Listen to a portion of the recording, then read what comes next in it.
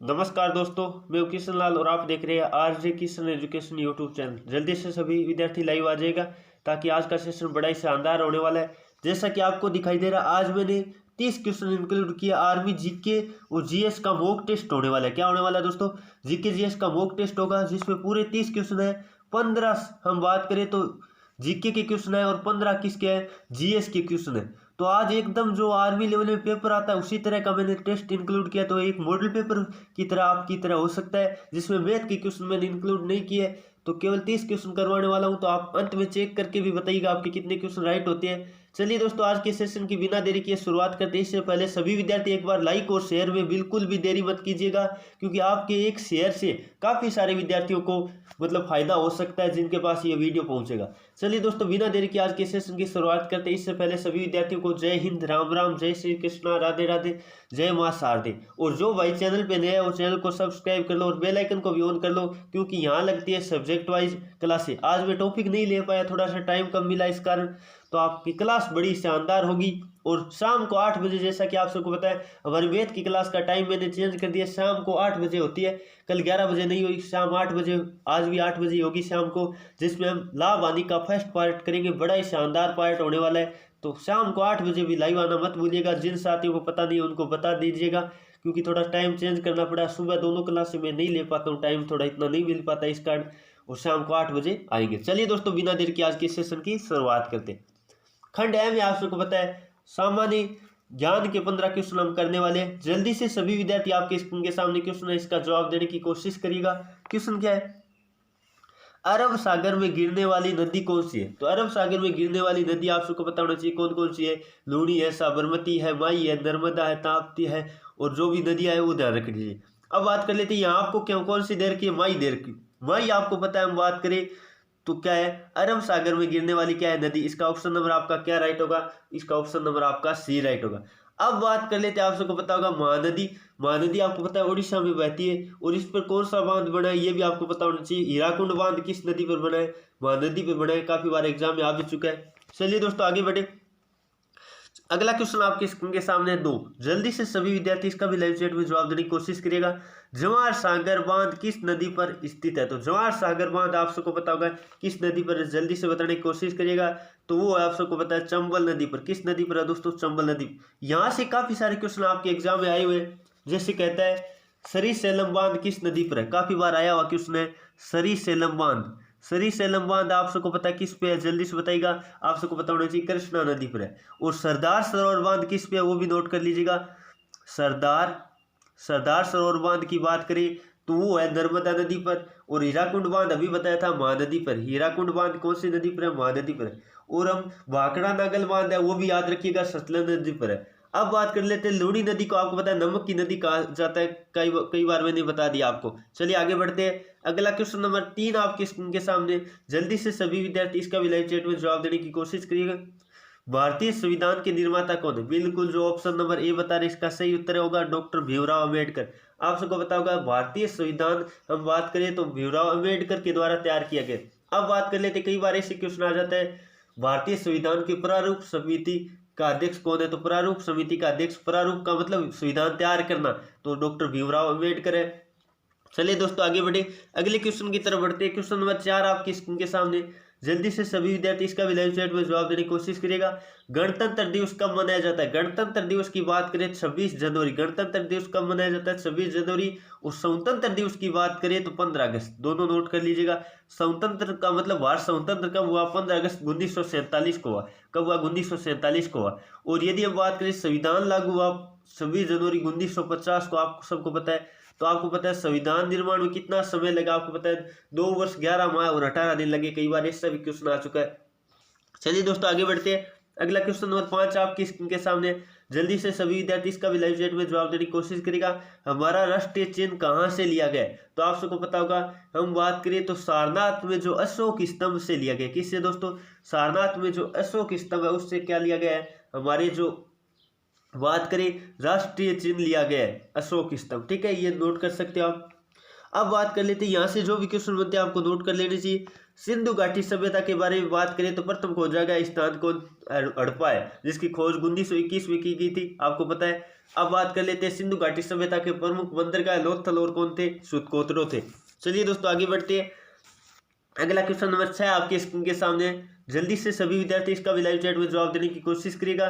स्वर्णिम चतुर्भुज योजना किससे संबंधित है, तो वो आप सबको पता होगा, सड़क योजना से। किससे, सड़क योजना से संबंधित है स्वर्णिम चतुर्भुज योजना।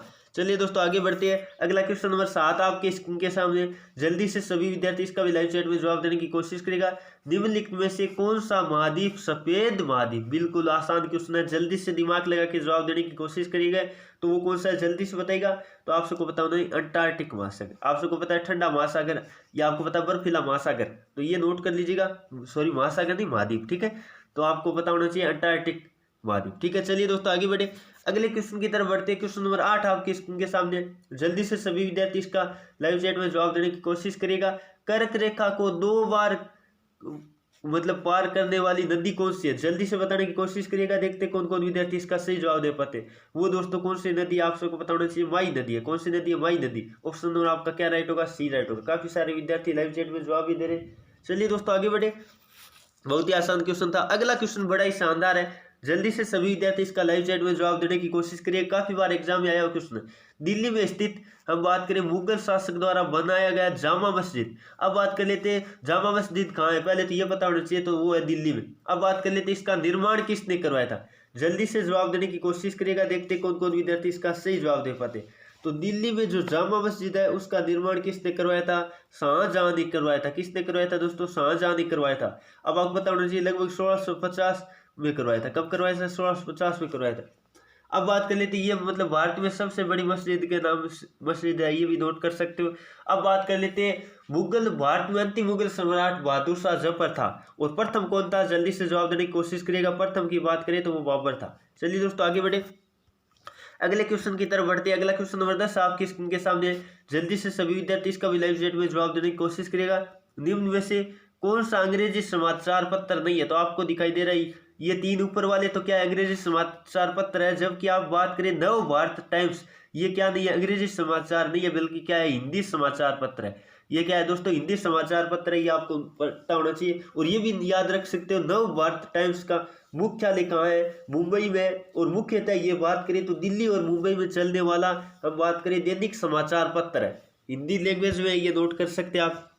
चलिए दोस्तों अगला क्वेश्चन नंबर 11 आपके स्क्रीन के सामने, बहुत ही शानदार क्वेश्चन है। निम्न में से किसको पहले ऑल इंडिया वॉर मेमोरियल के नाम से जाना जाता था, तो आप सबको पता होगा इंडिया गेट को। किसको दोस्तों, इंडिया गेट को, आपको पता है। ऑप्शन नंबर इसका क्या राइट होगा, इंडिया गेट कहाँ है, इंडिया गेट कहाँ है। आप कहोगे सर नई दिल्ली में, काफी बार क्वेश्चन आ चुका है, इंडिया गेट कहाँ है, नई दिल्ली में। अब बात कर लेते हैं भारत का प्रवेश द्वार या gateway of India, gateway of India, gateway of India किसे कहा जाता है, गेटवे ऑफ इंडिया आप सबको पता है मुंबई को कहा जाता है। गेटवे ऑफ इंडिया किसे कहा जाता है, मुंबई को कहा जाता है। अब कई लोग कहते हैं गेटवे ऑफ इंडिया कहाँ है, ऐसे नहीं, गेटवे ऑफ इंडिया किसे कहा जाता है, भारत का प्रवेश द्वार किसे कहा जाता है, मुंबई को कहा जाता है। जबकि इंडिया गेट एक हम बात कर सकते हैं स्थल है, जो कि आपको पता है नई दिल्ली में। तो काफी तो ऐसे बताते हैं कि इंडिया गेटवे ऑफ इंडिया कहाँ है, गेटवे ऑफ इंडिया किसे कहा जाता है, आपको पता होना चाहिए। किसको कहा जाता है, मुंबई को कहा जाता है भारत का प्रवेश द्वार। जबकि इंडिया गेट है वो नई दिल्ली में स्थित है। चलिए आगे बढ़े, अगले क्वेश्चन की तरफ बढ़ते हैं। अगला क्वेश्चन नंबर 12 आपके स्क्रीन के सामने, जल्दी से सभी विद्यार्थी इसका भी लाइव चैट में जवाब देने की कोशिश करिएगा। 1191 में तराइन का युद्ध हुआ। तराइन का कौन सा युद्ध हुआ, प्रथम युद्ध हुआ। तराइन का कौन सा युद्ध हुआ, प्रथम युद्ध हुआ, जिसमें मोहम्मद गोरी और किन के बीच युद्ध हुआ था। तो आप जल्दी से बताने की कोशिश करिएगा, पृथ्वीराज चौहान। आपका ऑप्शन नंबर क्या राइट होगा, डी राइट होगा। अब जल्दी से बताइएगा इन दोनों में विजय किसकी हुई और हार किसकी हुई, ये आप कमेंट करके बताइएगा। और 1192 में आपको पता है तराइन का जो द्वितीय युद्ध हुआ था, आपको पता होगा, ये भी नोट कर सकते हो। तराइन का द्वितीय युद्ध 1192 और प्रथम हुआ था 1191 में। और आज ये कमेंट करके बताना है कि इन दोनों में से हार जीत किन किन की हुई। चलिए दोस्तों आगे बढ़े, अगले क्वेश्चन नंबर 13 की तरफ बढ़ते हैं। बड़ा ही शानदार क्वेश्चन है, क्या है, आदर्श उत्पादन की संकल्पना किससे आर्थिक कल्याण का सूचक है माना जाता है। तो जल्दी से जवाब देने की कोशिश करिएगा। ये आप सबको पता होगा पिग्गू। ऑप्शन नंबर आपका डी जो बता रहे बिल्कुल उनका उत्तर क्या है, सही है। चलिए दोस्तों आगे बढ़ते हैं। अगला क्वेश्चन नंबर 14 आपकी स्क्रीन के सामने है। जल्दी से सभी विद्यार्थी इसका भी लाइव चैट में जवाब देने की कोशिश करेंगे। परमाणु ऊर्जा आयोग का गठन कब किया गया? तो परमाणु ऊर्जा आयोग का गठन किया गया था 1948 में। आपका ऑप्शन नंबर कौन सा राइट होगा? बिल्कुल ऑप्शन नंबर जो सी बता रहे हैं उनका उत्तर बिल्कुल सही है। चलिए दोस्तों आगे बढ़े, बहुत ही शानदार क्वेश्चन था। अगला क्वेश्चन नंबर 15 जो कि जीके का अंतिम क्वेश्चन है। अब हम खंड ब शुरू होगा जिसमें जीएस के क्वेश्चन होगी। क्या है? विश्व भारती के संस्थापक कौन है? तो आप सबको पता होगा विश्व भारती के संस्थापक की बात करें तो आपको जल्दी से बताने की कोशिश करिएगा। रविंद्रनाथ टैगोर है। कौन है दोस्तों? रविंद्रनाथ टैगोर, यानी आपका ऑप्शन नंबर डी राइट होगा। आप सबको पता होगा शांति निकेतन था, उसको आपको पता है रविंद्रनाथ टैगोर ने स्थापित किया था। एक छोटा स्कूल था जो बाद में बड़ा मतलब विश्वविद्यालय के तौर पर विश्व भारती के नाम से जाना जाने लगा। ये आपको पता होना चाहिए, ठीक है। इसकी जो हम बात करें शांति निकेतन था, उसका हम बात करें रविंद्रनाथ टैगोर ने 1901 में मतलब हम बात कर सकते हैं शुरू किया था, जो आगे जाकर विश्व भारती के नाम से प्रख्यात हुआ। चलिए दोस्तों आगे बढ़े। अगला क्वेश्चन हम बात करें खंड ब आपके स्क्रीन के सामने आ गया। अब सामान्य विज्ञान के क्वेश्चन होने वाले, बड़े शानदार क्वेश्चन मैंने इंक्लूड किए। मानव शरीर की किस ग्रंथि को मास्टर ग्रंथि कहा जाता है? बड़ा शानदार क्वेश्चन है, काफी बार एग्जाम में आ चुका है। तो पीयूष ग्रंथि होती है। पीयूष ग्रंथि आपको पता है दिमाग में स्थित होती है, मस्तिष्क में स्थित होती है, तो इसको आपको पता है मास्टर ग्रंथि कहा जाता है। काफी बार आया हुआ क्वेश्चन है, नोट कर लीजिएगा। चलिए दोस्तों आगे बढ़े।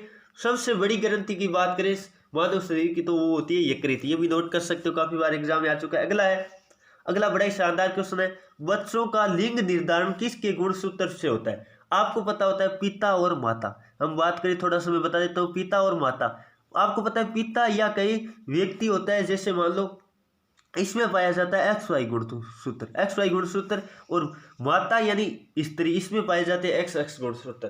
तो आपको पता है निर्धारण किसके द्वारा होगा? Y गुणसूत्र आपको पता है पिता में। इसका मतलब पुत्र होगा या पुत्री होगी, इसका निर्धारण कौन करता है? पिता करता है। यानी आपका ऑप्शन नंबर क्या राइट होगा? ए राइट होगा। जैसे मान लो आपको पता है X इस X या इस X से टकराएगा, तब तो आपको पता है XX बनेगा। क्या बनेगा? XX बनेगा, यानी क्या बनेगा? हम बात करें पुत्री होगी। और यदि Y किसी भी X से टकराए, Y किसी भी X से टकराए तो XY बनेगा, तो वो क्या होगा? आपको पता है क्या बनेगा? हम बात करें तो पुत्र। तो ये आप इस तरह से ध्यान रख सकते हो, बिल्कुल आसान है।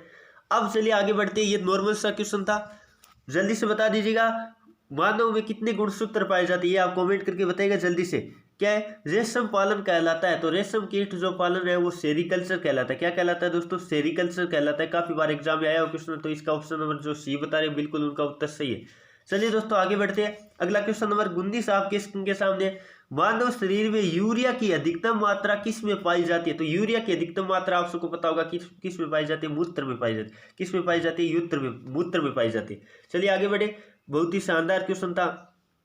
आगे बढ़ते हैं। अगला क्वेश्चन नंबर 20 आपके स्क्रीन के सामने। क्या है? अपोन का प्रयोग किस क्रिया को पूरा करने में किया जाता है? अपोन आप सबको पता है वरिक जो क्रिया विधि होती है, आपको जो कक्षा 10 में आपने पढ़ा होगा। जो इसका आरेख भी यदि इस तरह हम बनाए तो इस तरह होता है। देखो, थोड़ा मैं नहीं बना पाऊंगा पूरा, लेकिन इस तरह से जो वरिक हम बात करें। चलिए दोस्तों आगे बढ़ते हैं। अगला क्वेश्चन नंबर बात करें 21 आपके स्क्रीन के सामने। क्या? वास्तविक सूर्यास्त और आभासी सूर्यास्त के लगभग कितने का समय का अंतर होता है? तो आप सबको पता होगा 2 मिनट का अंतर होता है। कितने का अंतर होता है? 2 मिनट का। अब बात कर लेते हैं। आपको पता है वास्तविक जो सूर्य और हम बात करें आभासी सूर्यास्त में 2 मिनट का अंतर हो जाता है। इन्हें हम बात करें जो सूर्यास्त होता है उसके बाद भी हमें 2 मिनट तक सूर्य दिखाई देता है, और सूर्य सुबह मतलब हम बात करें जो क्या होता है उदय होता है, उससे भी हमें 2 मिनट पहले दिखाई देने लगता है। तो ये आपको पता है। पूरे दिन में बात करें कितने समय का अंतर आ जाता है? 4 मिनट का अंतर आ जाता है, क्योंकि 2 मिनट सुबह और 2 मिनट शाम को, यानी कुल मिला के दिन की वृद्धि बात करें तो आभासी, और इसके कारण 4 मिनट वृद्धि हो जाती है, आपको पता है। चलिए दोस्तों आगे बढ़े, अगले क्वेश्चन की तरफ बढ़ते हैं। अगला क्वेश्चन नंबर 22 आपके स्क्रीन के सामने। क्या इंद्रधनुष किस प्रकार का स्पेक्ट्रम है? तो इंद्रधनुष आप सबको पता होगा एक प्राकृतिक स्पेक्ट्रम है। काफी बार एग्जाम में आ चुका है। इंद्रधनुष किस प्रकार का स्पेक्ट्रम है? तो वो एक है प्राकृतिक। इंद्रधनुष में कितने रंग होते हैं? काफी बार आ चुका है, 7 होता है। विबज्योर से जिसे दर्शाते हैं हम, किसके द्वारा? विबज्योर। ये भी आप कई बार इसका क्रम भी आ जाता है, विबज्योर। ये क्रम भी आपको याद रखना है। ये रेड है, ये वायलेट बैंगनी है। आपको पता होगा तरंग दैर्ध्य लाल का सर्वाधिक होता है और इसका कम होता है। तरंग दैर्ध्य की बात करें तो बैंगनी का कम होता है। आपको पता होगा प्रकीर्णन सर्वाधिक बैंगनी का होता है, प्रकीर्णन सर्वाधिक बैंगनी का होता है और लाल रंग का प्रकीर्णन कम होता है। और आपको पता होगा तरंग दैर्ध्य लाल रंग का अधिक होने के कारण इसका प्रकीर्णन कम होता है, तो इसी कारण इसका जो खतरे का निशान होता है वो लाल रंग का बनाया जाता है। चलिए दोस्तों आगे बढ़े। अगला क्वेश्चन नंबर 23 आपकी स्क्रीन के सामने। जल्दी से सभी विद्यार्थी इसका भी लाइव चैट में जवाब देने की कोशिश करिएगा। अत्यधिक ऊंचाई पर आकाश में वायुयान में सफर करने वाले, हम बात करें आकाश का रंग कैसा दिखाई देता है, तो मैंने काफी बार बता चुका हूँ, काला दिखाई देता है। काला दिखाई देता है क्योंकि ऊपर हम बात करें वायुमंडल नहीं होने के कारण। ये आप नोट कर सकते हैं। ऑप्शन नंबर क्या राइट होगा? बी राइट होगा। और बात करें पृथ्वी पर स्थित व्यक्ति को आकाश का रंग कैसा दिखाई देता है? नीला दिखाई देता है प्रकीर्णन के कारण। आकाश का रंग नीला किसके कारण दिखाई देता है? प्रकीर्णन के कारण दिखाई देता है। चलिए दोस्तों आगे बढ़े। क्वेश्चन नंबर 24 आपके स्क्रीन के सामने। जल्दी से सभी विद्यार्थी इसका भी लाइव चैट में जवाब देने की कोशिश करिएगा। किस वस्तु का प्रतिबिंब आंख के जिस भाग पर बनता है वह क्या कहलाता है? तो रेटिना पे बनता है। आपको पता है दृष्टि पटल भी कहते हैं इसका नाम, हिंदी में कहे तो दृष्टि पटल। आप सबको पता होगा मानव नेत्र जब दान किया जाता है तो उसका कोर्निया भाग जो पारदर्शी भाग होता है वो दान किया जाता है। और बात करें मानव नेत्र में जो लेंस होता है, आपको पता होना चाहिए कौन सा लेंस होता है? उत्तल लेंस होता है। कौन सा लेंस होता है? उत्तल लेंस होता है। ये भी काफी बार मैंने एग्जाम में आया हुआ है, बता दिया है। चलिए दोस्तों आगे बढ़ते हैं। अगला क्वेश्चन नंबर 25 आपके स्क्रीन के सामने। क्या चुंबकीय क्षेत्र का मात्रक क्या होता है? चुंबकीय क्षेत्र का मात्रक जो ऑप्शन नंबर बी बता रही है यानी टेस्ला होता है। आपको पता है वेबर किसका मात्रक होता है? जल्दी से बताइएगा। जो हम बात करें चुंबकीय फ्लक्स का मात्रक क्या होता है? वेबर होता है। चलिए दोस्तों आगे बढ़िए। न्यूटन आपको पता है किसका मात्रक है? बल का मात्रक, फोर्स का मात्रक क्या होता है? न्यूटन होता है। जूल कार्य या कई ऊर्जा का मात्रक होता है। चलिए दोस्तों आगे क्वेश्चन नंबर 26 आपके स्क्रीन के सामने। जल्दी से सभी विद्यार्थी इसका भी लाइव चैट में जवाब देने की कोशिश करिएगा। किस तत्व को रसायन में अवारा तत्व की संज्ञा दी गई है? बहुत ही आसान क्वेश्चन है, देखते हैं। आप सबको पता होगा हाइड्रोजन को दिया गया है। ऑप्शन नंबर आपका जो सी बता रहे हैं बिल्कुल उनका उत्तर सही है। हाइड्रोजन का प्रतीक H होता है, आपको पता होना चाहिए। तो इसको अवारा तत्व की, क्योंकि इसको आपको पता है अंतिम आवर्त या प्रथम आवर्त में किसी में भी रखा जा सकता है। चलिए दोस्तों आगे बढ़े। अगला क्वेश्चन हम बात करें तो 27 बड़ा ही आसान जो कि काफी बार एग्जाम में आया हुआ क्वेश्चन है। गोबर गैस या कई बार लिखा होता है प्राकृतिक गैस का मुख्य घटक, दोनों का ही मुख्य घटक की बात करें तो वह मीथेन। कौन सा? ऑप्शन नंबर जो ए बता रहे बिल्कुल उनका उत्तर सही है। अब बात कर लेते हैं मीथेन का सूत्र भी आपको ध्यान रखना है CH4 होता है। और इसका दूसरा नाम भी आपको मिल सकता है मार्स गैस। दूसरा नाम क्या है इसका? मार्स गैस किसे कहा जाता है? मीथेन को कहा जाता है। काफी बार एग्जाम में आ जाता है। मीथेन को क्या कहा जाता है? मार्स गैस कहा जाता है। चलिए दोस्तों आगे बढ़े। बहुत ही आसान क्वेश्चन था। अगला क्वेश्चन नंबर 28 आपके स्क्रीन के सामने। जल्दी से सभी विद्यार्थी इसका भी लाइव चैट में जवाब देने की कोशिश करिएगा। अम्ल और क्षार की अभिक्रिया के फलस्वरूप बने पदार्थ को क्या कहते हैं? आप सबको पता होगा लवण कहते हैं। क्या कहते हैं दोस्तों? लवण कहते हैं। यानी आपका ऑप्शन नंबर क्या राइट होगा? ए राइट हो। अब काफी बार क्वेश्चन आ जाता है अम्ल और क्षार अभिक्रिया करा के क्या बनाते हैं? तो लवण और जल बनाते हैं। क्या बनाते हैं? लवण और जल बनाते हैं। ऑप्शन में ए और बी दोनों करना पड़ता है। ठीक है, ये ए दे दिया मान लियो और ये बी दे दिया। इसका मतलब आपको कहीं इसमें तो क्या है? फलस्वरूप पदार्थ को क्या कहते हैं? लवण कहते हैं। ठीक है, आपको पता जल दिया नहीं। अब आपको पता है क्वेश्चन ऐसे दे दे अम्ल और क्षार अभिक्रिया करके बनाते हैं। ऑप्शन नंबर ए लवण, बी जल और सी दे देता है ए व बी दोनों और डी दे देता है कोई नहीं। तो आपको क्या करना पड़ता है? ए व बी दोनों करना पड़ता है। ये क्वेश्चन आ चुका है आपके कई बार, तो ये भी नोट कर लीजिएगा। अब बात कर लेते हैं इस अभिक्रिया को क्या कहते हैं? उदासीनीकरण अभिक्रिया कहते हैं। चलिए दोस्तों आगे बढ़े। अगला क्वेश्चन नंबर 29 आपकी स्क्रीन के सामने। जल्दी से सभी विद्यार्थी इसका भी लाइव चैट में जवाब देने की कोशिश करेगा।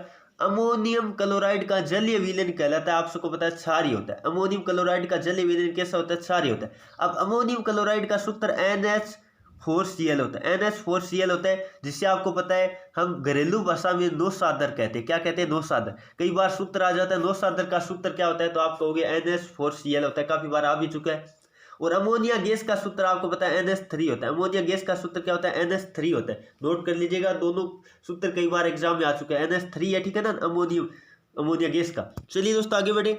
अगला क्वेश्चन नंबर 30 आपके स्क्रीन के सामने। जल्दी से सभी विद्यार्थी, बड़ा ही शानदार क्वेश्चन है। निम्न में से कौन एक परमाणुविक गैस है? एक परमाणुविक गैस का मतलब हुआ अक्रिय गैस। जो एक परमाणु का मतलब हुआ जो किसी के साथ क्रिया नहीं करेगा। क्रिया नहीं करेगा इसका मतलब क्या हुआ? थोड़ा आप ध्यान दीजिएगा। अक्रिय गैस कौन सी? एक परमाणु गैस का मतलब होता है अक्रिय गैस, या कहे उत्कृष्ट। उत्कृष्ट का मतलब जो हम बात करें क्रिया न करें, सर्वश्रेष्ठ उत्कृष्ट। और यह बात कर लेते हैं उत्कृष्ट नोबेल।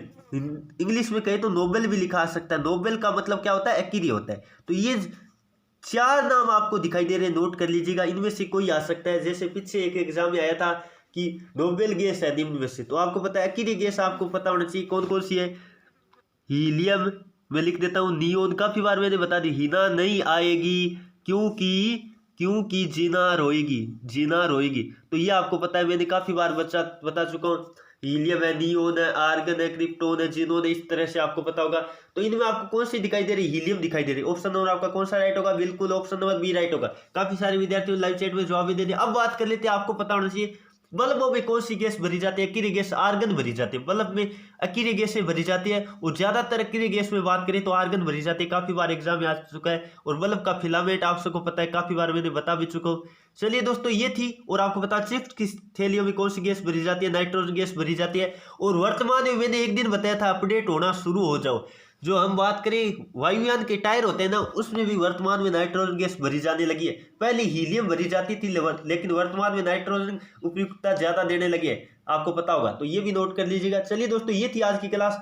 आपके मैंने 30 क्वेश्चन बताए। कितने क्वेश्चन बताए? 30 क्वेश्चन बताए। आपके कितने क्वेश्चन राइट हुए आप कमेंट करके जरूर बताइएगा। चलिए जल्दी से एक बार कमेंट करके बताइएगा आपके कितने क्वेश्चन राइट हुए, और आज की क्लास आपको कैसी लगी हमें फीडबैक के रूप में कमेंट करके जरूर बताइएगा। काफी सारे विद्यार्थी बताते भी है। चलिए दोस्तों, ये थी आज की क्लास। उम्मीद करता हूँ आपको क्लास पसंद आई होगी। क्लास पसंद आई तो लाइक करके जाइए, और अपने दोस्तों में ज्यादा से ज्यादा शेयर कीजिए। और जो भाई चैनल पे नए हो सब्सक्राइब कर लीजिएगा, और बेल आइकन को ऑन करना मत भूलिएगा, क्योंकि यहाँ हम प्रोवाइड करते हैं लाइव क्लास। शाम को 8 बजे भी हमारी क्लास होगी मैथमेटिक्स की, तो शाम को लाइव आना भी मत भूलिएगा। चलिए दोस्तों, आज की क्लास में इतना ही। Thank you for watching. जय हिंद, जय भारत।